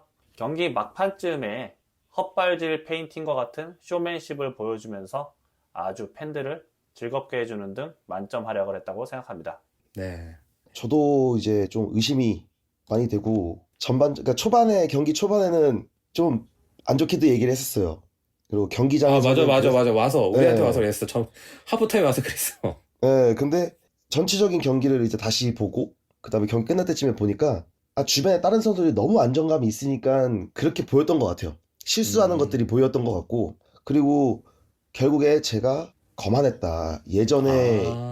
작년에 이시영 때문에 오른쪽 자리를 그래도 눈이 좀 높아진 것 같다. 그 전까지 저희가 거기서 얼마나 많이 고생을 했습니까? 그 자리에서. 그렇죠. 이제는 그 고생을 시킨 선수들이 다 지금 떠나갔지만 이시영을 보면서 배가 부르지 않았나. 근데 정도현 선수도 되게 좋은 것 같고 근데 이제 백업 선수 한 명이 없다면 또 이시영 선수처럼 엄청난 혹사를 갈릴 것 당하지 같다. 않을까. 예, 엄청 혹사 당할 것 같은 생각이 들어서 그냥 다치지 말고 오래오래 잘 뛰어줬으면 좋겠습니다. 혹사 얘기가 나올 정도면은 엄청나게 지금 신뢰를 하고 계시는. 정동윤 선수가 그 이시영 선수 말씀해 주셨는데 둘의 역할이 완전 달랐어요. 이번 경기를. 맞아요. 저도 그 얘기를 하고 싶었어요. 그쵸. 예. 그래서 정동윤 선수는 이제 인버티드도 들어왔었고 가끔은 미드필더처럼 또 뛰기도 했었거든요. 그러니까 그 제가 롤이 다양하게 부여된 것 같더라고요. 그렇죠. 제가 지난번 팟캐스트에서 정동현 선수를 그런 단순한 롤이 아닌 마음껏 할 수 있게 풀어줘야 된다. 거기에 따라서 활약이 달라질 수 있다라는 말씀을 드렸었는데 그 변성환 감독이 그렇게 잘 쓰신 것 같더라고요. 본인 말이 맞았다. 그러니까 나무위키에서 다른 분들이 나무위키가 맞았다. 네, 잘 분석을 해놓으셨다. 셀프 쉐어아웃을 하는 걸 보셨고요. 아니, 저도 이제 정동현 선수에 대해서 한마디만 보태고 싶은 게 뭐였냐면, 이번 그 20세 이하 아시안컵을 보면서, 이건희 선수가 꽤나 스텝업한 모습을 보여주더라고요. 네, 그 오버래핑도 굉장히 적극적으로 많이 올라가고, 크로스의 질도 나쁘지 않았고, 또 수비하는 자세나 이런 것도 굉장히 좋아져서, 저는 이제 정동윤을 젊은 이건희가 조금은 위협하면서 선의의 경쟁을 할 수도 있겠다라는 생각까지 했었는데 안산전 첫 경기를 보고 이거는 이건희가 따라할 수 없는 롤을 해내는구나라는 걸 바로 느껴서 정말로 건너스님 말처럼 이 부상 없는 게 굉장히 중요하겠다라고 느꼈습니다. 네, 좀 잘 말씀해 주신 것 같습니다. 그러니까 이게 단순히 그 롤만 수행하는 게 아니라 그 롤을 잘 수행했기 때문에 이런 평가를 하시는 것 같습니다. 그래서 부상 없이 또 하필이면 또 다음 경기 인천을 만나거든요. 왜 골까지 내가 이 팀에 넣어주면 왔는지. 골까지 넣어주면 더 좋을 것 같습니다. 네. 또 우리 짧았지만 확실히 존재감이 있었던 것 같아요. 일류첸코 선수 이야기 해봐야 될 것 같습니다. 너무 좋아요. 너무 좋아요. 일단 좋아요. 박수 소리가 들리는데? 네. 네.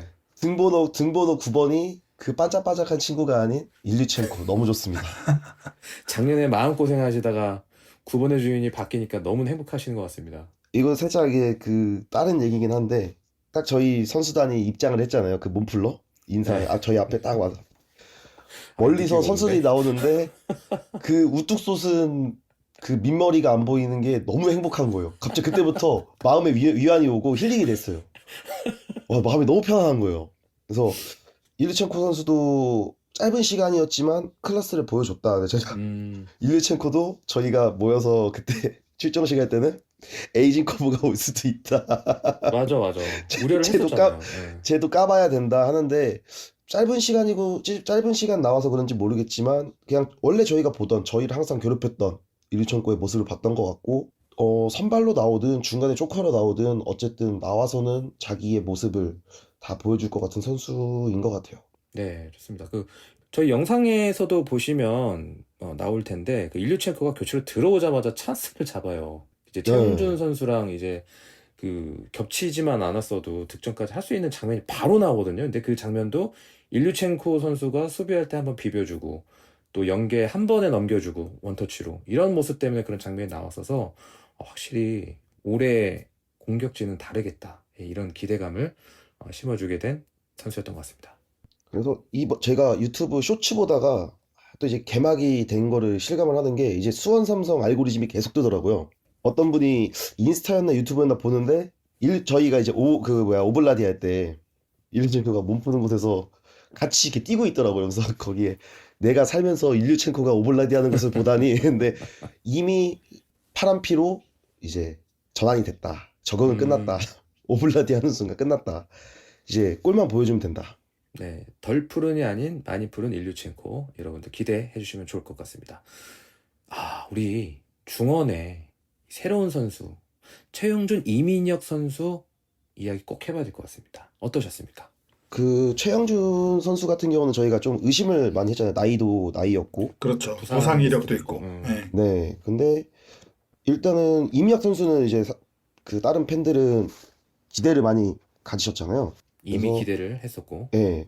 그래서 저희 작년 라인업이랑 따져보면은 강현무 선수도 이제 뭐 후반기에 들어왔으니 저희 작년 스타팅에서는 전원 교체가 돼서 나왔는데 요 조합도 상당히 너무 좋은 것 같아요. 강현무 선수나 이민혁 선수, 최영 선수가 정말 같이 유기적으로 잘 움직여주는. 그러니까 작년에는 뭔가 선수들이 그냥 아무 생각 없이 뛰는 느낌이 많았다면 지금은 정말 효율적으로 뛰면서 자기들이 부족한 부분들은 메꿔주고 뭐 도와주고 이런 것들이 많아서 엄청 좋게 봤고 일단은 최영 선수는 이번 경기도 그랬지만 제발 부상 안 당했으면 좋겠고 여기에 이제 뒤에 백업 쳐주는 선수가 홍원진 선수도 있으니까 잘 이렇게 조합을 가져가면서 하다 보면은 올 시즌 중원에서는 부상 말고는 별로 저희가 큰 문제가 없을 것 같다는 느낌이 듭니다.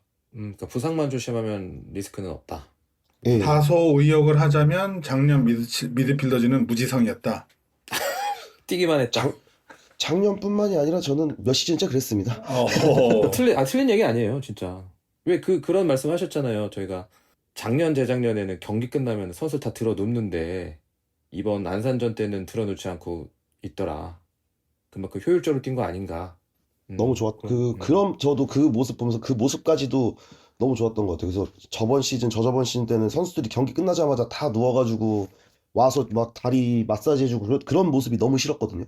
다른 원정팀, 그러니까 저희랑 붙는 상대팀은 자기들끼리 인사하고서는 막 우리 애들 가서 지난해 막 저거 풀어주고 끌어올려주고 하는데 우리 애들은 다 널브러져가지고 막 기진맥진해 있는데 같은 시간에 뛰었던 선수들인데 네. 이번 경기 때는 선수들끼리 끝나고서 자기들끼리 인사하면서 이렇게 딱 모여가지고 저희한테 와서 인사하는 모습까지 보는 게 너무 좋았던 것 같습니다. 네, 아주 흡족하셨다는 말씀 해주셨고요. 네, 이어서 또 평가 들어보도록 하겠습니다. 네, 우리 꼴다왕과 종종 함께 해주시는 강릉 트리콜러, 감자 트리콜러 병훈님이 저랑 얘기를 하면서 후반 92분경에 안산 루안의 역습 장면에서 상대 박스 근처에서부터 끝까지 따라와서 태클로 공만 깔끔하게 긁어내는 최영준 선수의 모습에 반했다라고 고백을 하시더라고요. 저희 영상에 나오죠? 그래서 그거를 보고 이제 마킹을 고민하게 됐다 또 하시는데 네. 병우님의 말에 저도 매우 공감을 했어요. 이 최영준 선수의 활약은 지표로도 드러나는데요. 안산과의 경기에서 3개의 태클을 시도해서 2개를 성공했고요. 그 중에 하나가 그 멋진 태클이었고요. 그 상대의 공을 가로채는 인터셉트는 2개, 루즈볼이 된 공의 소유권을 가져오는 획득은 11개를 기록했습니다. 이 11개가 우리 팀 내 최다 횟수예요. 많이 뛰면서도 훌륭한 수비력으로 안산의 공격을 저지했다라고 볼 수 있는데요.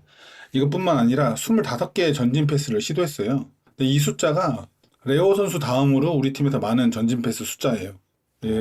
센터백인 레오 선수가 상대적으로 전진 패스를 시도하기 더 쉬운 위치잖아요. 그렇게 생각하면 미드필드에 위치하는 최영준은 더 많은 압박을 받는데도 이 25개의 전진 패스를 성공해냈다라는 게 굉장히 대단하다라고도 볼 수 있습니다. 다르네요. 네, 경기 직전까지 다른 분들이 다 말씀해 주셨지만 부상으로 오래 쉬었기 때문에 경기력에 대한 걱정이 있었는데 단 한 경기만에 그 우려를 날려버렸다고 느꼈습니다. 이민학 선수 또한 매우 훌륭했는데요. 저는 이민학 선수에게 공격적인 역할을 상당히 기대를 했는데 오히려 경기를 보니까 수비적으로도 꽤 좋더라고요. 뭐 진짜 다 뛰어다니더라고요, 전반에. 네. 지상 경합에서 3번 승리를 하고요. 공중 경합에서는 2번이나 승리를 하면서 경합 상황에서 적극적으로 부딪히는 모습도 보여줬고 또 3번의 태클을 성공시키면서 팀 내 최다 태클도 기록을 했습니다. 또 획득도 그래요? 네, 획득도 9회나 기록을 했어요. 최영준 선수가 11회를 했는데 그에 못지 않았다는 뜻이죠. 그러면서도 중앙 지역에서 좋은 키핑을 보여주고 또 탈압박까지 가능을 하고 전방으로의 전개까지도 좋았습니다. 공수에서 두루 활약했다고 할 수 있는데요. 왜 이 선수가 제2의 이재성이라고 불렸었는지 경기를 본 분들은 아마 이해하셨으리라고 생각을 합니다. 이제 수원에 왔으니까 제2의 고승범 아니면 제2의 사리치 아니면 그냥 수원 레전드 이민혁이 되어주면 좋을 것 같습니다. 야, 상당히 고평가를 내려주셨습니다. 그만큼 정말 기대가 될 수밖에 없는 선수들이에요. 이런 복동이가 없는 것 같습니다. 그래서 앞으로의 경기도 정말 부상 없이 제가 수원의 중앙 미드필더진에 그러니까 수비형 미드필더를 포함해서 수준 높은 퀄리티를 오랜만에 지금 보는 것 같아서 굉장히 지금 들떠있고 설레입니다. 네. 이제 저희가 아까 전에 그 실망스러웠던 득점력에 대해서 이야기를 나눠봤었는데 지금 이렇게 새로 영입된 선수들 이야기를 해보니까 개막전은 분명 만족할 만한 경기였다. 그동안 경기력과는 사뭇 달랐다. 이런 느낌이 들거든요. 자, 1대0이라는 스코어는 아쉽지만 그럼에도 우리가 희망적으로 느껴지는 이유가 무엇이라고 생각하십니까? 저는 뭐 이제 저희가 공격 쪽은 너무 많이 얘기를 했으니까 이번에 수비 쪽을 얘기하고 싶은데 네, 한번 얘기해 주세요. 어쨌든 상대팀은 저희는 이제 저희가 만나는 거의 대부분 상대팀들이 내려앉아 있다가 저희가 라인을 올리면 뒷공간을 파는 그런 전략으로 저희가 작년 시즌에도 그런 걸로 많이 당했잖아요. 그렇죠, 많이 한 번에 당했죠. 네. 저희가 막 두드리다가 득점 못하면 한 번에 역습으로 실점하고 그런 패턴이 너무 많았는데 이번 경기 때도 뭐 몇 번의 그런 안산의 기회가 있긴 했지만 그거는 축구를 한다면 가져갈 수 있는 기회라고 보고 기본적인 기회들이라 보고 이번에 봤을 때는 수비 전환이 너무 빨라요. 그러니까 볼을 뺏겨서 역습을 당했을 때 상대방이 깊게 내려가 있긴 했지만 수비수들이나 미드필더 그 3선에서 수비 라인을 복귀해주는 속도가 너무 빠르더라고요. 그 자리도 다 잡아주고 가면서도 계속 몸싸움이나 침투하는 공격수들에게 계속 방해를 해주고 그래서 그런 부분들 보면서 공격진들도 되게 조합이 좋아지고 패턴도 다양해졌지만 수비 쪽에서도 엄청나게 단단해졌구나. 예, 그래서 아까 뭐 레오 선수도 그렇고 한동원 선수도 그렇고 이제 아직 선은 못 보였지만 뭐 권한규 선수도 있고 그래서 수비 쪽에서도 기대가 많이 되고 이렇게 그 공격 미들 수비 다 이렇게 기대가 됐던 시즌이 얼마만인지 너무 지금 좀 막 흥분이 되거든요. 올 시즌이. 그래서 원래 이런 신분이 아니잖아요. 아니 근데 대부분 수원 팬들이 원래 저와 같은 마음이셨잖아요. 한 몇 시즌 정도를 시즌 개막했을 때 항상 그 언론 기사를 보면서 희망을 품었다가 개막전 딱 시작하면은 그때부터 실망을 하셨잖아요. 그래서 이런 그 중앙 조합이나 그다음에 레오 선수가 왼쪽에서 너무 잘 풀어주다 보니까 이기재 선수도 좀 수비 부담이나 그다음에 브루노 실바가 너무 잘 내려와주고 그런 것 때문에 이기재 선수도 작년보다 그러니까 작년에 저희가 에이징 커프가 온 것 같다고 얘기를 했지만 지금은 재작년에 좀 좋았던 폼으로 다시 돌아오는 거 아닐까. 킥도 조금씩 다시 날카로워지고 있는 것 같아서 전체적인 이걸 봤을 때 너무 좋아진 것 같아요. 그러니까 그 득점력을 떠나서 어쨌든 뭐 득점이야 모든 감독님들이 말씀하시는 게 그거는 박스 안에서 선수가 해결하는 건데 정말 그 마무리 캠프부터 시작해서 프리시즌을 변성환 감독님이 준비를 잘 해오신 것 같다. 라고 해서 뭐 페널티킥으로 저희 PK로 득점을 하고 답답한 부분도 많고 했지만 엄청나게 긍정적인 경기였다라고 생각을 합니다.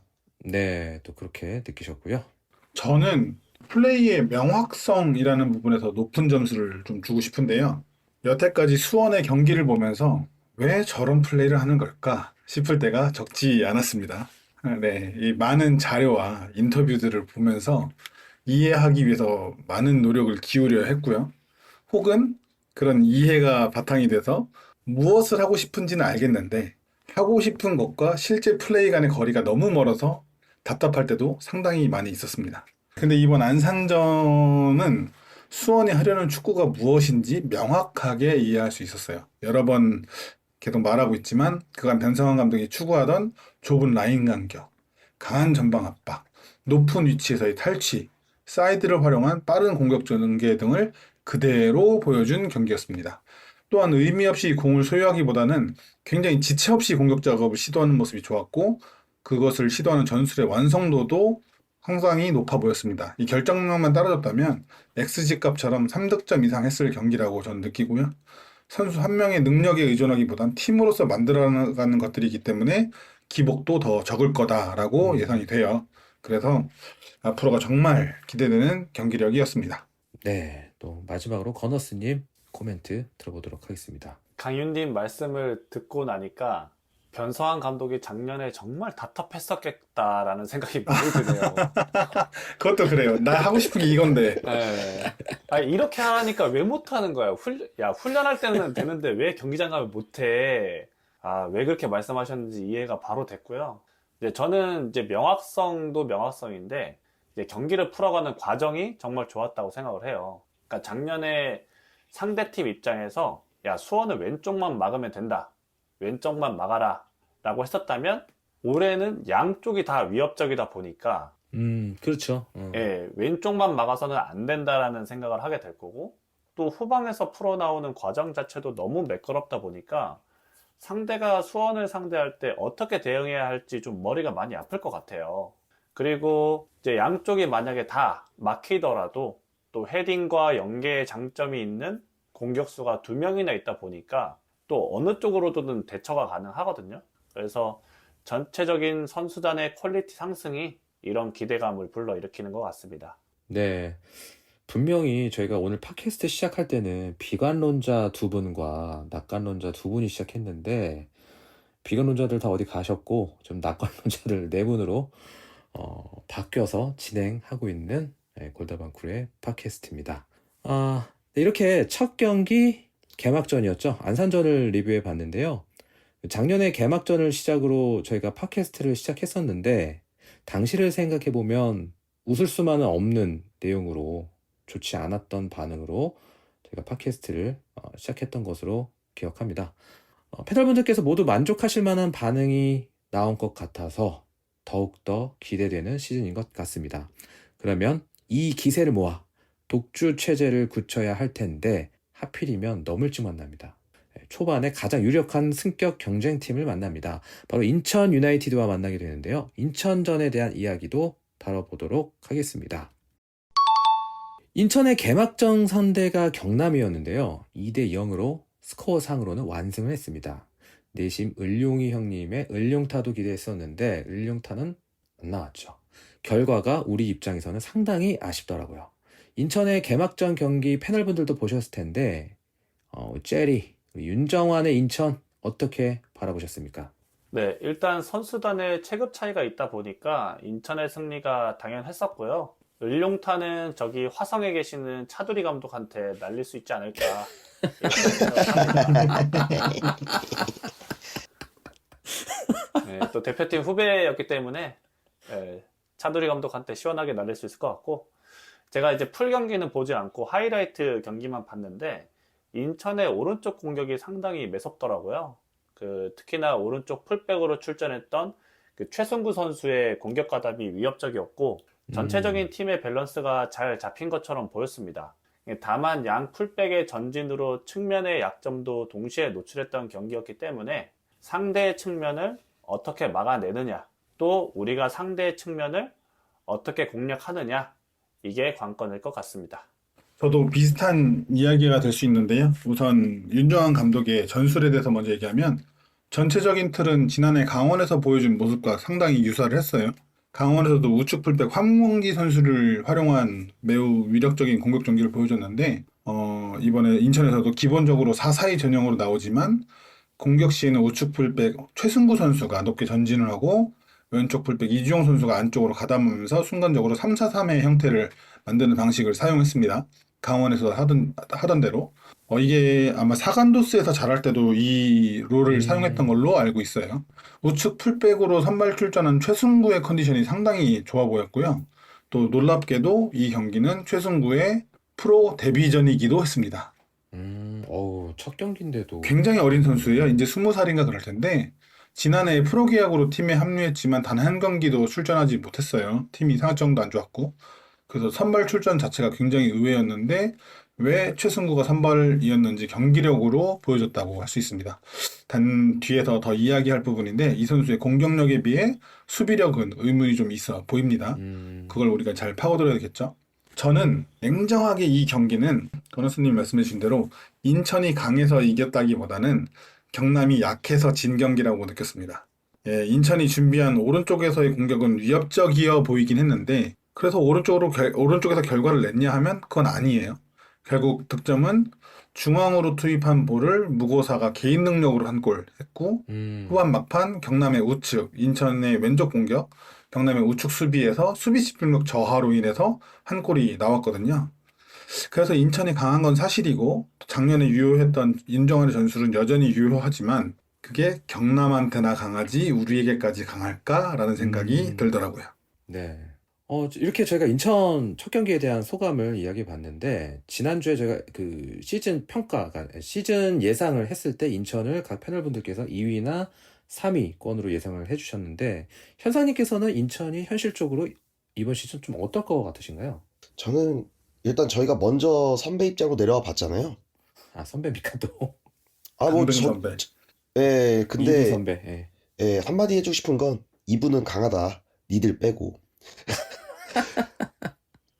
아유, 저희, 저희 작년에, 저희도 다 다이렉트 승격이거나, 아니면은, 뭐, 진짜 최소 플레이오프는 나간다.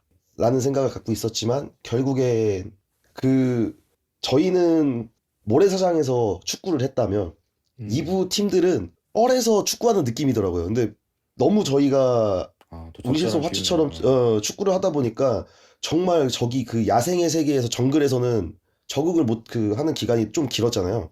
그리고 결국에 결과적으로는 플레이오프에 진출하지 못했고 그래서 솔직히 뭐 조언을 해주고 싶은 마음은 없지만 어차피 인천 팬들이 관계자는 인천 팬들이 안 들을 거라고 생각해서 이 마인드를 갖고 가야 된다. 2부를 무시하면 안 된다. 음, 2부 리그도 니네들은 도전자의 입장으로 와서 준비를 하고 경기를 뛰어야 성적이 나오고 너희가 원하는 그 결과가 따라올 것이지 저희처럼 무슨 거만하게 좀 들어와가지고 무조건 갈 수 있어 이런 마인드로 들어왔다가는 좀 힘들지 않을까라는 생각이 듭니다. 그럼 오히려 이번 시즌 고전할 수도 있다라고 보시는 거죠? 그러니까 이제 팀의 기조가 어떤 기조인지를 봐야죠. 저희 음, 같은 경우는 전 감독님께서 패할 자신이 없다로 시작하셔가지고 좀 거만하게 시작을 했잖아요. 근데 인천도 선수들이 이번에 첫 승을 했다고 해가지고 이브리그 별거 아닌데 할만한데 라는 생각을 가지고 한 시즌을 치르다 보면 왜 이브리그를 눕히고 우리가 아직까지 2부에 잔류해 있는지를 인천 팬들이랑 관계자들 선수들도 느끼지 않을까라고 음, 생각합니다. 그 물어 뜯긴다는 표현이 있거든요. 그쵸? 모든 팀들에게 물어 뜯겼으면 좋겠습니다. 네, 개인적인 희망입니다. 네. 네. 그 사촌형님께서 이거 들으시나요? 강희님? 들을 수도 있고 뭐 모르겠어요. 영상은 보는 것 같은데. 네, 뭐 어쩔 수 없어요. 그쵸. 저희 수원 팬이니까. 네, 물어 뜯겨 주셨으면 좋겠습니다. 저도 축구는 축구일 뿐. 말씀드리지만, 축구는 축구일 뿐. 네. 제가 이제 계속 이야기하고 있지만 이렇게 계속해서 인천이 신경 쓰이는 건 어쩔 수 없는 것 같습니다. 그렇다면 이제 인천 원정에서 우리가 어떻게 대응해야 한다고 보십니까? 일단 경기장에 들어가는 게 제일 큰 문제인 것 같아요. 저희 티켓팅 너무 그게 제일 문제인데. 갑자기? 아니 몇 분 뭐 만에 뭐 2,000석 정도 다 나왔다던데. 이게 저희가 어쨌든 현장에서 경기를 보는 사람들이잖아요. 저희가 다. 그러니까 네. 현장에서 보는 걸 좋아하는 사람들이잖아요. 인천이 신경 쓰이고 뭐 하기 전에 일단은 내부의 적들을 이기고 경기장 안에 들어가야 우리 같은 팬들 네, 어쨌든 티켓팅 할 때는 다 적이니까. 경쟁자죠. 네, 네, 치열한 경쟁자. 경쟁자죠.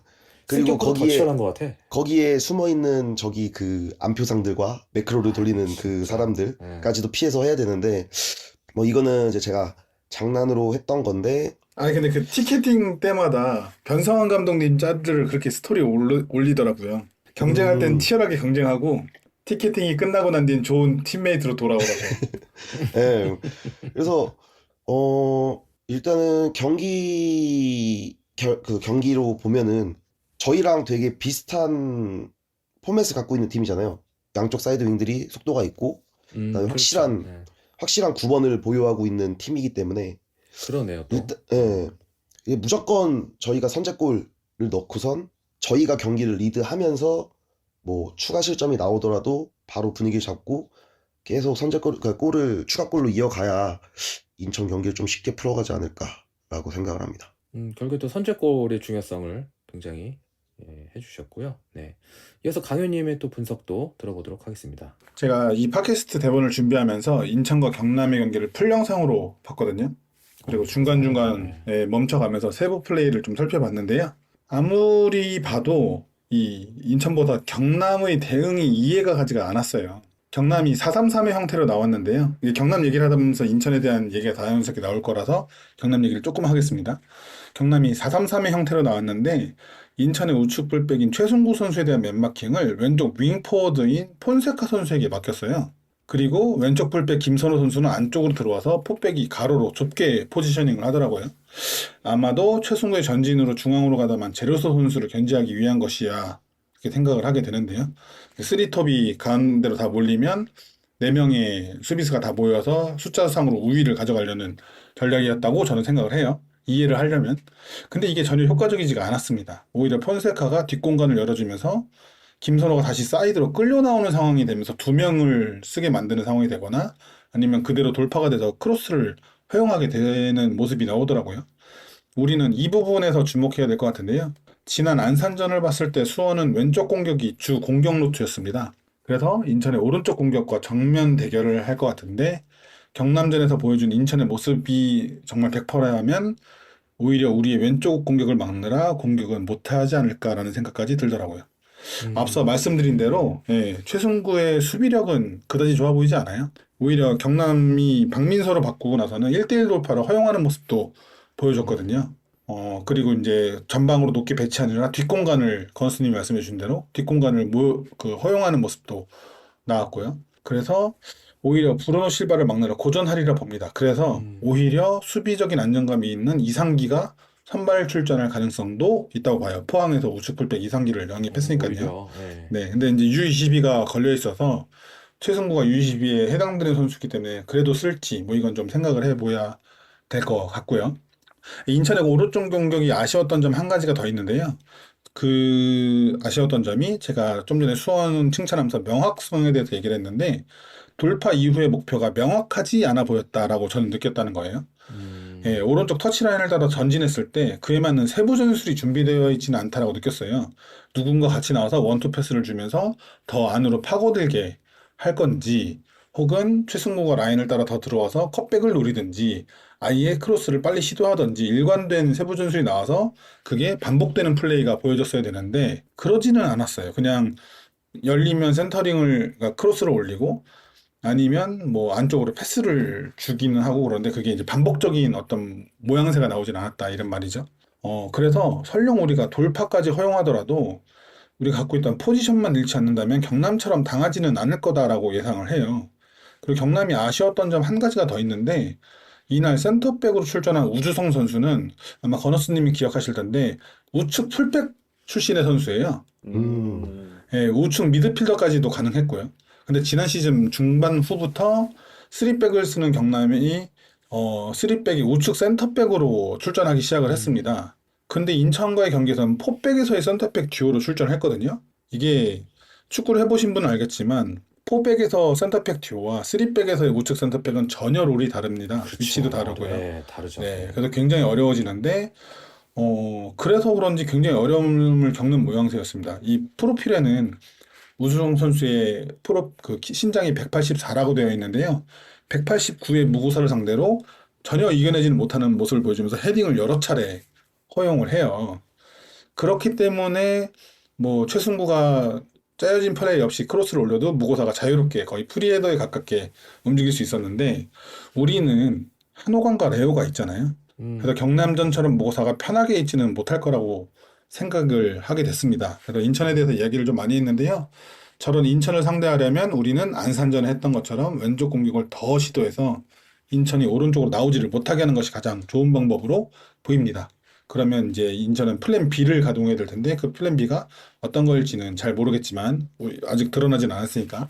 그런데 그게 또 위력적이지는 않을 것 같고 그리고 안산전에서 보여줬던 좁은 라인을 유지해서 3백에서 시작하는 인천의 빌드업을 강하게 압박하는 게 좋겠어요. 그 경남은 인천의 3백을 압박을 거의 안 하더라고요. 그래서 편하게 공 돌리다가 우측으로 때려줄 수 있는 여유를 그 김건희 선수가 킥이 나쁘지 않던데 김건희 선수가 킥을 할 수 있는 여유를 굉장히 많이 줘서 아마 무고사의 첫골 어시스트도 김건희가 전진해서 킥한 게 어시스트가 된 걸로 알고 있거든요. 그러니까 그거를 못하게끔 압박하는 게 되게 중요하다라고 생각합니다. 즉 우리가 원래 하려던 것을 더 강하게 준비해야 된다는 뜻이죠. 그렇게만 된다면 인천 상대로도 좋은 경기를 할 수 있을 것 같다. 저는 이렇게 생각을 합니다. 네, 그러니까 우리가 하던 것만 잘해도 좋은 결과 갖고 올 수 있을 것이다. 예상해 주셨고요. 그 건화선님 보시기에는 이 경기 우리가 이제 U22를 써야 될 것 같은데 U22로 누구를 좀 선택하는 게 가장 지금 이 베스트 라인업에서 합리적일지 좀 생각해 두신 게 좀 있으실까요? 폼을 봤을 때는 김주찬 선수가 나오는 게 맞다고 생각은 하는데요. 네, 인천의 오른쪽 공격이 매섭기 때문에 강윤님 말씀하신 대로 인천의 오른쪽을 봉쇄하려면 브루노 실바의 선발 출전을 배제할 수는 없다고 생각하거든요. 무조건이라고 저도 봐요. 네, 그래서 그런 걸 고려했을 때는 오른쪽에 이상민 선수가 선발로 먼저 나오지 않을까. 아, 이상민 선수가 먼저. 네. 왼쪽에 브루노 실바가 쓰고 네네.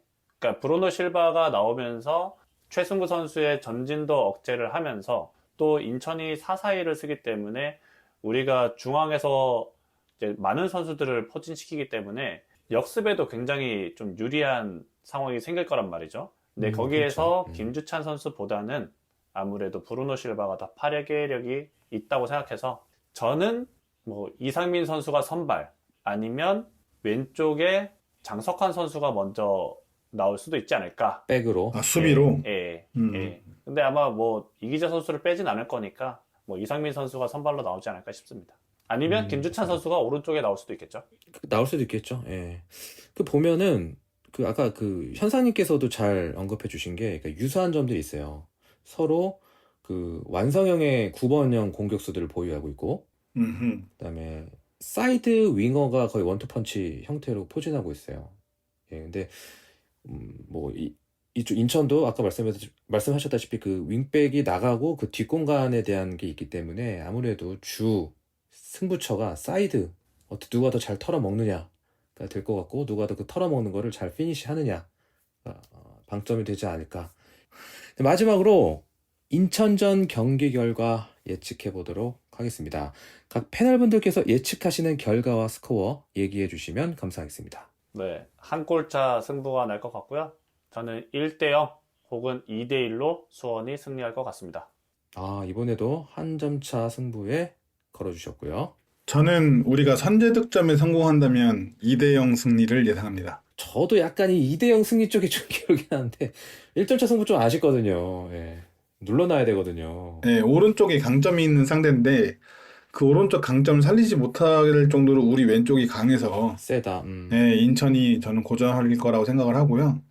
그리고 안산전처럼 좀 빠른 전개를 통해서 공격을 시도하면 좋은 결과가 있을 것 같아요. 그 토요일 날 비 소식이 있더라고요, 인천에. 그 그렇죠. 후방에서 빌드업을 시도하는 팀에게 비는 오히려 변수로 작용하기에 미끄러운 그라운드에서 인한 실수도 유발될 수 있다고 좀 기대를 합니다. 저희가 23년도에 매우 어려웠던 와중에 시즌 첫 승을 거두었던 것도 인천 숭이 아레나였고요. 그날도 비가 내렸었습니다. 왔죠. 비가 왔죠. 네. 좋은 기억을 하나 더 쌓고 왔으면 좋겠어요. 네. 또 강현님 가시니까 반드시 또 2대0 승리 맞습니다. 챙겨주시고요. 네. 마지막으로 현상님의 예측도 들어보도록 하겠습니다. 네, 저는 2대1 승으로 보고요. 저희가 먼저 선제 득점을 한다면 2대1까지 나올 것 같고, 아니면 이제 0대0으로 좀 지루하게 끌려간다면 그러니까 저도 한 점 차, 1대0. 아, 그럼 건너스님이랑 동일한? 네, 왜냐면 아직까지는 좀 그 결정력에 대해서 조금 의구심이 좀 들고, 그 다음에 어찌됐든 저희 목소리도 크겠지만, 숭이 아레나 자체가 홈팀 응원석, N석에 엄청난 강점을 가진 구장이잖아요. 구장이죠. 예, 그래서 좀 K리그에 뛰었던 선수들은 그렇겠지만 이제 새로운 저희 외인 이적생들 있잖아요. 그 이적생들이 좀 그런 분위기에 어떻게 적응할 수 있는지 그런 것 때문에도 좀 득점이 많이 나는 것보다는 한 점 차 승리를 예상해 봅니다. 조금 어려운 경기 하실 것 같다고 예상을 해주셨습니다. 제가 장담하는데 강효님이 말씀해주신 것처럼 우리 하던 거대로 하면 됩니다. 우리 윙어들이 더 세 보이거든요. 제가 진짜 아무리 객관적으로 제가 좀 타율은 낮긴 한데요. 아무리 객관적으로 보려고 해도 우리 윙어들과 우리 공격진이 더 센 것 같아요. 우리 수비진이 더 센 것 같고 한 2대0 정도로 가뿐하게 이렇게 밟아주고 올 수 있지 않을까 좀 그렇게 생각하고요. 또 2,000명 정도 넘게 우리 원정 팬분들 가시는데 또 비 소식이 있거든요. 그 원정석 비도 다 맞아야 돼요. 그래서 감기 안 걸리시게 잘 또 목소리는 크게 응원 또 빡세게 해주셔가지고 승희가 언제부터 우리가 원정처럼 갔습니까? 우리 어나더 빅버드죠. 이거 사촌 형님 안 들으시겠죠?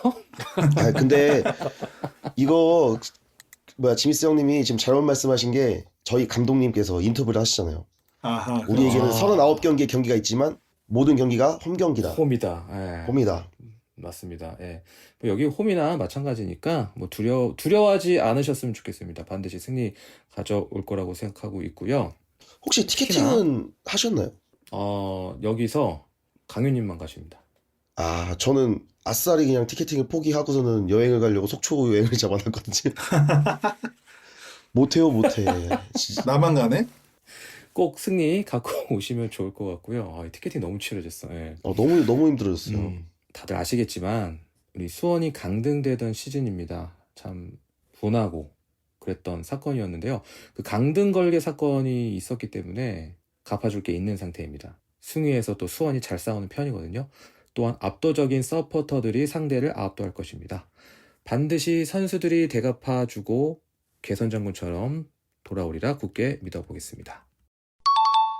네, 오늘 이렇게 저희들이 준비한 이야기는 여기까지입니다. 늦은 밤인데 함께 해주신 아산백호 현상님 소감 들어보면서 이번 시간 마무리하도록 하겠습니다.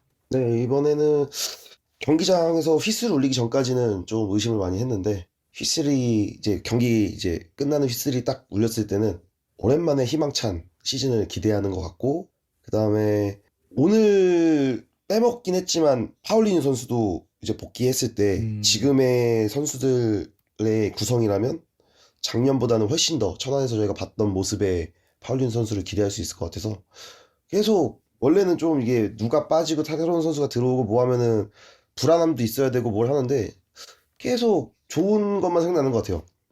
누구 대신에 들어오면은 얘도 괜찮은데 그래서 뭐 일로비는 지켜봐야 하겠지만 지금 당장에서는 너무 행복하고 빨리 경기를 보고 싶은 시즌인 것 같아요. 네. 저 헤이러가 이렇게 바뀌리라고는 좀 상상을 못 했는데, 저는, 저 헤이러가 이렇게 바뀌는 것보다 남북 통일이 더 빠르지 않을까 이렇게 생각했었는데, 수원 축구는 이러다가 남북도 통일시키지 않을까. 그런 생각도 드는 것 같습니다. 다시 한번, 맞아요. 축구만 잘하면 돼. 다시 한번 오늘 함께 해주셔서 감사하고요. 아직은 많이 춥고 쌀쌀합니다. 3.1절에 숭이에서 펼쳐지는 경기 반드시 이기고 대한민국 만세 삼창하고 수원 삼성 만세 삼창할 수 있었으면 좋겠습니다. 삼창해야 되니까 딱 3골만 넣고 이겼으면 좋겠네요. 늦은 밤인데도 저희 골다방 크루 팟캐스트 들어주셔서 감사합니다.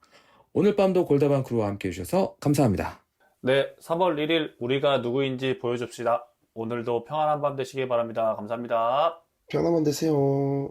네, 지난 안산에서도 몇몇 분들이 인사를 건네주셔서 너무 반가웠는데요. 인천에서도 뵈면 서로 인사 나눴으면 좋겠습니다. 운이 좋게 이준희네 옆에서 같이 경기를 응원할 예정인데요. 즐거운 추억을 쌓고 오겠습니다. 다들 편안한 밤 되세요. 감사합니다. 김지현 멀티골. 끝.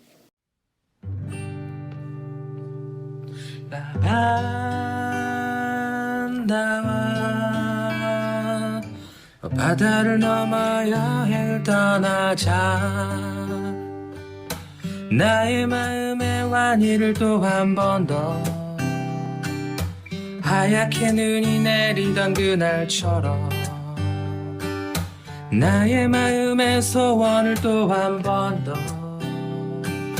저 하늘의 끝으로 날 데려가 라반다와 저 바다를 넘어 여행을 떠나자 나의 마음의 완이를 또 한 번 더 하얗게 눈이 내리던 그날처럼 나의 마음의 소원을 또 한 번 더 저 하늘의 끝으로 날 데려가 라반다와 저 바다를 넘어 여행을 떠나자 나의 마음의 완이를 또 한 번 더 하얗게 눈이 내리던 그날처럼 나의 마음의 소원을 또 한 번 더 저 하늘의 끝으로 날 데려가